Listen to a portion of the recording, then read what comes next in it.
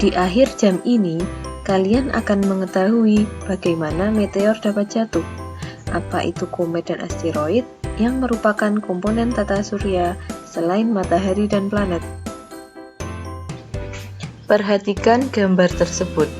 Gambar tersebut merupakan meteoroid yang sudah sampai di bumi. Bagaimana meteoroid dapat sampai ke bumi? Dapatkah kalian membedakan antara asteroid, komet, dan meteoroid? Bagaimana karakteristiknya? Mari kita dengarkan penjelasannya. Hai, aku New. Kita berjumpa lagi di Nose ID. Setiap tahunnya bumi bertabrakan dengan puluhan ribu meteor. Ukurannya macam-macam, mulai dari butiran seukuran kerikil hingga bongkahan sebesar truk. Tapi dari puluhan ribu meteor yang menabrak bumi, gak semuanya bisa menghantam permukaan bumi, karena sebagian besar meteor akan hancur ketika bertabrakan dengan lapisan atmosfer.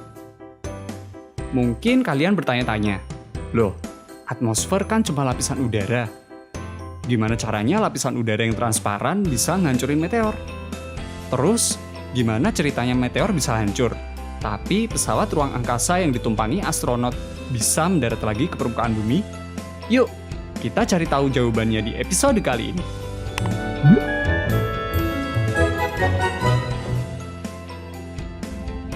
Meteor adalah bongkahan material yang dihasilkan dari tabrakan objek luar angkasa.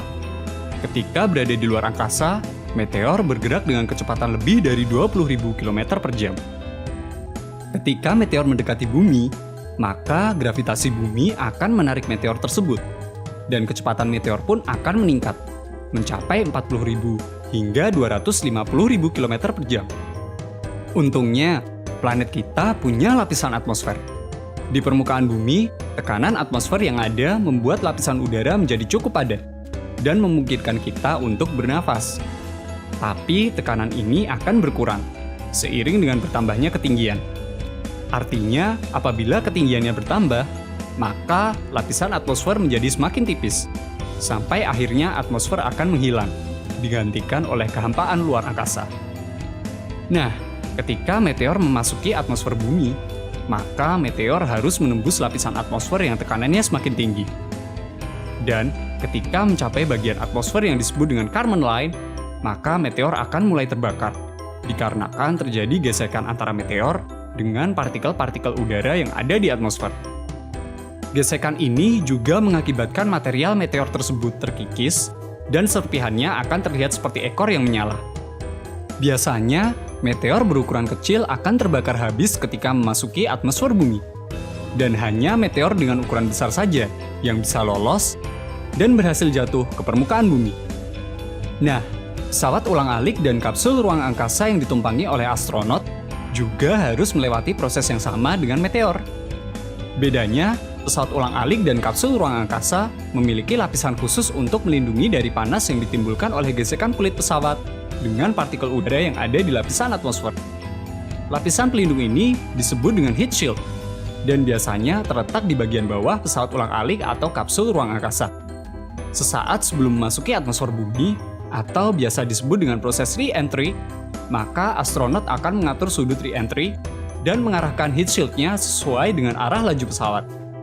Sudut re-entry inilah yang menjaga agar mayoritas gesekan hanya terjadi pada lapisan heat shield, sehingga kulit pesawat yang tidak terlindungi oleh heat shield tetap utuh dan tidak hancur karena suhu yang sangat tinggi. Sekarang udah tahu kan kenapa meteor bisa hancur, tapi pesawat ulang-alik yang ditumpangi oleh astronot bisa tetap selamat? Meteoroid.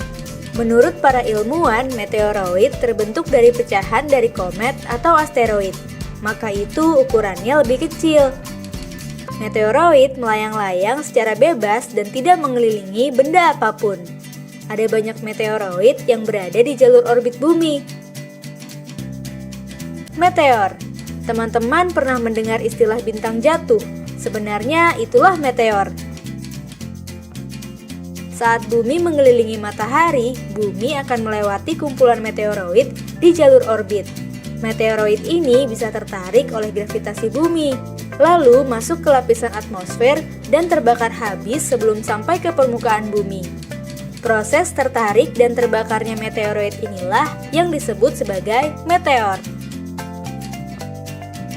Meteor yang terbakar di atmosfer jumlahnya bisa banyak dan bisa kita lihat sebagai hujan meteor. Meteorit. Ada beberapa meteor yang berukuran cukup besar sehingga tidak habis terbakar di atmosfer bumi. Meteor yang tidak habis terbakar ini bisa sampai ke permukaan bumi dan jatuh dengan tenaga besar. Meteor yang jatuh dan sampai ke permukaan bumi inilah yang disebut meteorit. Meteoroid adalah potongan batu atau puing-puing logam yang mengandung unsur besi dan logam yang bergerak di luar angkasa. Meteoroid mengelilingi matahari dengan orbit tertentu dan kecepatan bervariasi. Meteoroid tercepat bergerak di sekitar 42 km per detik. Ketika meteoroid tertarik oleh gravitasi bumi, maka sebelum sampai di bumi, meteoroid akan bergesekan dengan atmosfer bumi. Gesekan tersebut akan menghasilkan panas dan membakar meteoroid tersebut. Meteoroid yang habis terbakar oleh atmosfer bumi disebut meteor. Apabila meteoroid tidak habis terbakar oleh atmosfer bumi dan jatuh ke bumi disebut meteorit. Asteroid. Asteroid terbentuk dari batu ruang angkasa dan mengandung sedikit logam. Asteroid itu kayak batu luar angkasa yang muterin matahari tapi jauh lebih kecil daripada planet. Mereka ada yang lebarnya 10 meter sampai ada yang lebarnya hampir setengah pulau Jawa. Dan di luar sana asteroid ini sering juga saling tabrakan dan pecahan-pecahannya akan ngebentuk calon-calon meteor. Ya, oke. Jadi dengan ukuran yang sebeda ini, terus seberapa bahaya sih asteroid sebenarnya? Dan mungkinkah mereka adalah ancaman kita dari luar angkasa?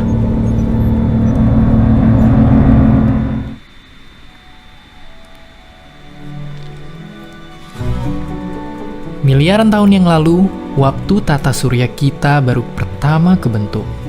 Tersisa gumpalan-gumpalan batu yang gak cukup gede untuk jadi planet. Kebanyakan dari mereka ada di antara planet Mars dan Jupiter, dan mereka semua ngelilingin matahari dan ngebentuk yang namanya sabuk asteroid.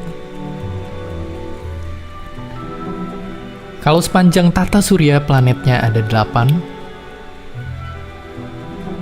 di sabuk ini asteroidnya diperkirakan ada 1 sampai 1,9 juta asteroid. Dan ribuan diantaranya punya potensi untuk mengarah ke bumi. Bahkan terkadang bisa sedekat ini. Dan ternyata bahkan sebenarnya bumi kita dihantam ribuan benda langit tiap tahunnya. Untungnya, kebanyakan dari mereka nggak bisa ngelewatin perisai andalan kita. Mereka kebakar di atmosfer, terus menipis dan ujung-ujungnya habis, layaknya uang di akhir bulan.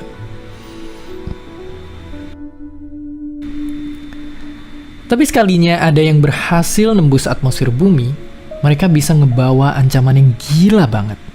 Karena selain ukurannya gede, mereka terbang ke bumi dengan kecepatan yang 225 kali lipat lebih kencang daripada mobil Ferrari sehingga ngebawa energi yang gede banget. Bahkan ada peristiwa unik yang pernah kejadian di Rusia. Asteroid segede gedung 6 lantai meledak waktu masih jauh di atas permukaan tanah. Tapi walaupun sejauh itu, energi yang dihasilin sama kuatnya kayak 30 bom Hiroshima dan ngasilin gelombang kejut yang merusak ribuan bangunan di area seluas 70.000 lapangan bola. 1.600 orang luka-luka kena pecahan kaca. Komet. Komet tersusun dari material gas dan air yang sudah membeku menjadi es. Ukuran komet tidak terlalu besar. Diameter nukleus atau inti komet paling besar hanya berukuran 10 km. Meski begitu, komet punya ekor yang panjang. Komet berasal dari daerah di ujung tata surya yang bernama sabuk Kuiper. Komet mengelilingi matahari di orbit yang bentuknya lonjong.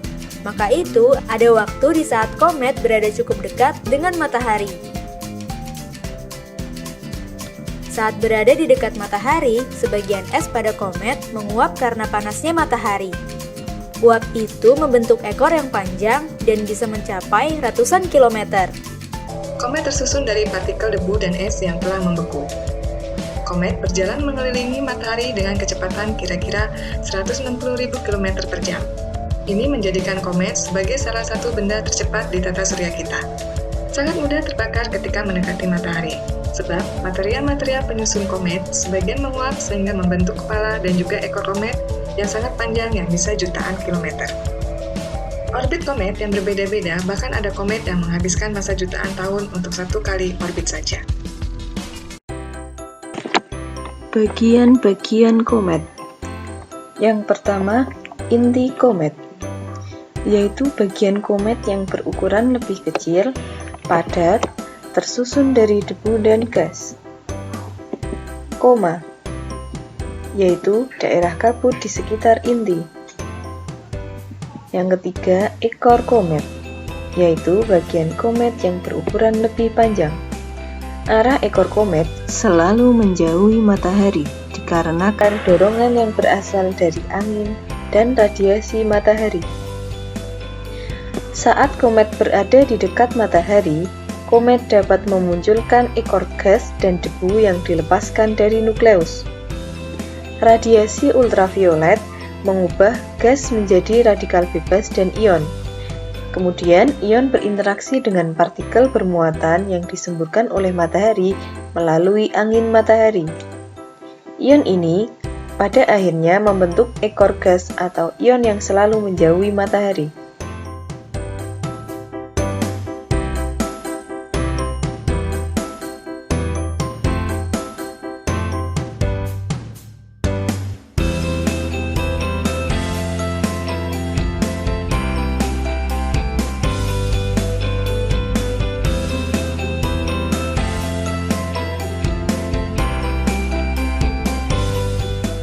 Jadi, bagaimana kesimpulannya? Kesimpulannya yaitu komet adalah benda langit yang mengelilingi matahari dengan orbit yang sangat lonjong. Meteoroid adalah potongan batu atau puing-puing logam yang bergerak di luar angkasa. Meteor adalah meteoroid yang habis terbakar oleh atmosfer bumi. Sedangkan meteorit adalah meteoroid yang jatuh ke bumi. Dan asteroid adalah potongan-potongan batu yang mirip dengan materi penyusun planet.